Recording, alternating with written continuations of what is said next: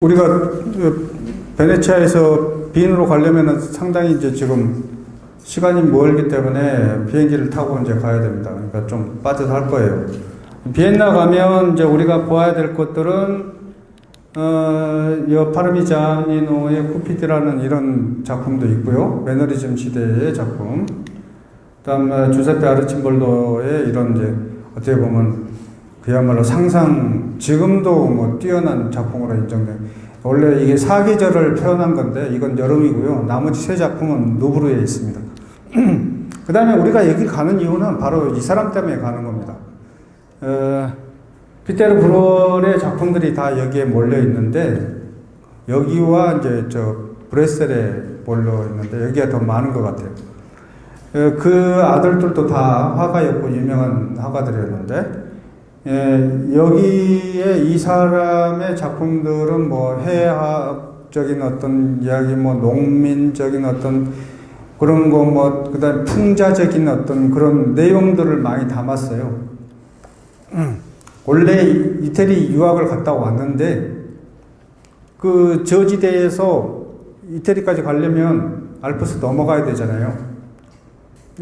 어떻게 보면 진흙 케이크 같은 땅에서 살다가 그쪽이 다 그러지 않습니까? 진흙 바탕이니까.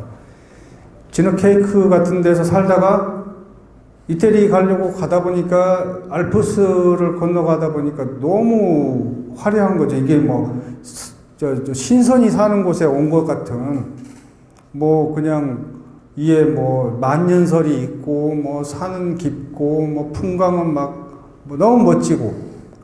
그러니까 이 사람이 이태리 가서 배워와가지고 이태리 화풍을 따라가지 않습니다. 아예 그걸 하지 않고 풍경화나 이렇게 농민화를 많이 그렸는데 그림은 다르잖아요. 이게 어떤 사실적인 그림은 아니잖아요. 응? 이와 같은 그림. 이건 이제 인간의 욕망에 대한 어떤 그런 풍자인 거고. 되게 보면 이 사람의 어떤 그림들은 위에서 내려다보는 시선으로 많이 그려집니다. 그리고 산과 계곡 이런 것들이 즉 자기가 말하자면 얼마나 큰 충격으로 다가왔겠어요. 새로운 어떤 그 알프스의 어떤 모습이 자기한테는 엄청나게 큰 충격으로 다가왔겠죠. 이게 이제 마지막 유작이고요. 그래서 여기에서는 이걸 이제 주로 볼 거고, 그 다음에 이제 우리가 이제 벨베데르 궁에 가면 클림트의 이제 키스, 그 다음 뭐 유디트, 그 다음에 이제 에곤 실레의 이런 작품들. 그리고 나면 또 미넨으로 가야 되는데, 아마 이제 설명해 드릴 겁니다. 조금 있다가요. 미넨 여기 가서 이제 제가 가장 보고 싶은 그림은 이게 디러의 자화상이죠. 그야말로 자기 자신을 예수 그리스도와 같이 동일시하게 그린 그 자존심. 여기에 이제 엘 그레코 아까 보셨던 그림을 보시게 될 거고, 루벤스 이제 자기 부인과 있는 걸 이제 그려서 했던 유명한 그림이 있고요. 레오키포스 딸들의 납치, 뭐 이런 유명한 작품들이 있습니다. 그래서 네덜란드를 가게 되면 이제 네덜란드는 어차피 암스테르담 가서 보는 것은 이제 우리가 렘브란트의 야경을 보러 가는 거죠. 거기에 최대 하이라이트니까요. 그래서 프란스 하스 작품도 보고 렘브란트의 이제 작품들을 쭉 보게 될 텐데요. 에레미야도 있고 이제 바로 이 그림이죠. 이 그림은 이제 네덜란드 국보입니다. 그래서 우리가 이제 이번 기행의 가장 이제 큰 목적이 바로 이제 렘브란트 야경을 관람하는 거고, 그 다음 페르메일의 작품도 있고요. 그 다음에 되면 이제 그 옆에 이제 고우 미술관 가서 고우의 작품 유작들을 쭉 이제 훑어보게 되는데, 이게 이제 초기의 그림입니다. 이게 이제 처음 작품에 뛰어들 때 했던 이제 작품이고, 이건 이제 저기 남프랑스 아르에 있을 때 거기에 자기가 묵었던 숙소, 노란 집, 가보면 하얀 집입니다. 지금 예, 방고하면 이제 최고로 이제 뭐 떠오르는 게 해바라기. 보통 다 해바라기 하는데 저는 해바라기를 그렇게 별로 좋아하진 않아요. 이 그림도 좋고요. 난 차라리 이게 아이리스가 더 나은 것 같아요.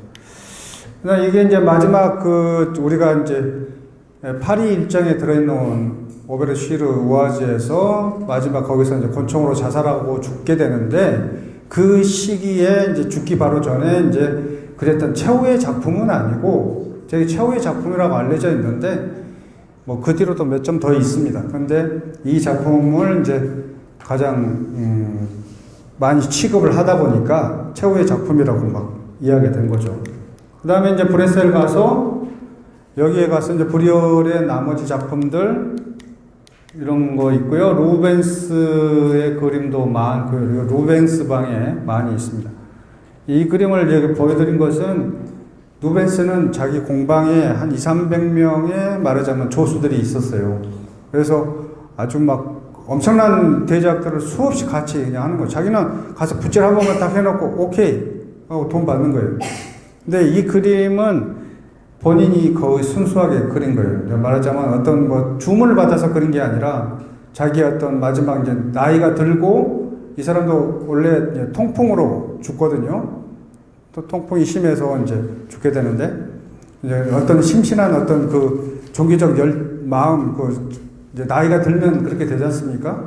그런 것 때문에 거의 자기 자신이 스스로 많은 붓질을 해서 그린 그림이라고 알려져 있습니다. 아까 이야기했던 다비드의 그 마라의 죽음, 이 그림은 한 세 점인가 있는 것 같아요. 그러니까, 이게 벨기에에 있는 게 이제 말하자면 첫 번째 그림이고요.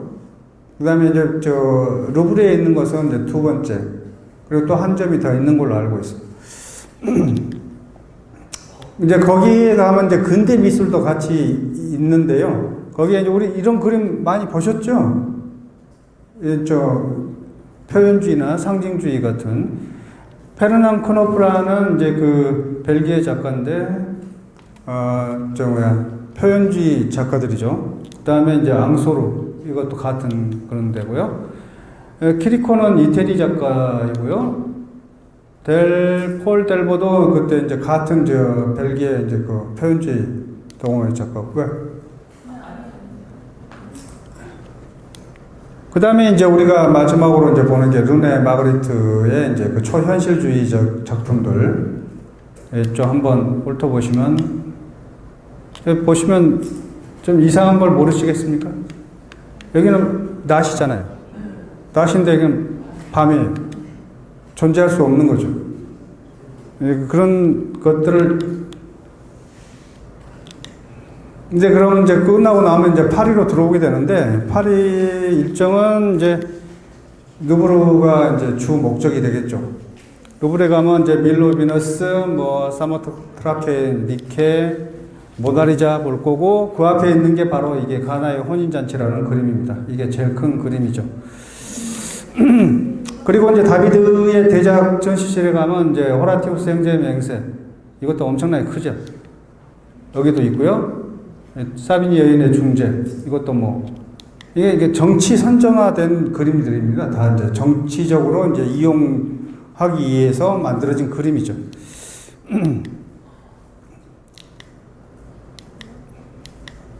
그렇게 되면 지금 여기는 빠져있지만 첫날에 이제 오베르시르 우아지를 가게 됩니다. 이제 고우가 마지막으로 작품 활동을 했고 자살한 곳이죠. 거기 가서 말하자면 그 성당이라든지 고우가 묵었던 하숙집이라든지 이제 그 밀밭이라든지 그 다음에 고우와 태호가 묻혀있는 그 공동묘지 이런 데 이제 쭉 훑어보시고 그 다음날은 이제 오르세 미술관을 가게 돼 있죠.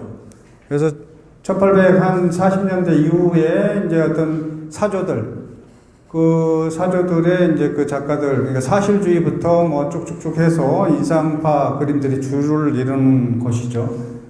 지금 밀레 그림 있고, 바로 이제 이런 건데요. 이게 말하자면 이제, 마네가 그 풀바디의 점심 식사 작품을 냈을 때, 이게 대상을 받은 작품이거든요. 카바넬의 비너스. 근데 여기서 보면 우리가 그냥 우리 동양적 시각으로 보면 이게 더 음란하고 음탕하고 뭐 굉장히 좀 뭐 그러잖아요. 근데 이 사람들 사고는 그게 아닌 거죠. 이게 비너스, 즉 실제적인 사람이 아니니까 비너스라는 인물에 대한 그 신화 속의 사람이기 때문에 이게 이제 통용이 되는데, 마네의 그림은 말하자면 현실에서 가져온 모델이잖아요. 그래서 그토록 비난을 받은 거죠.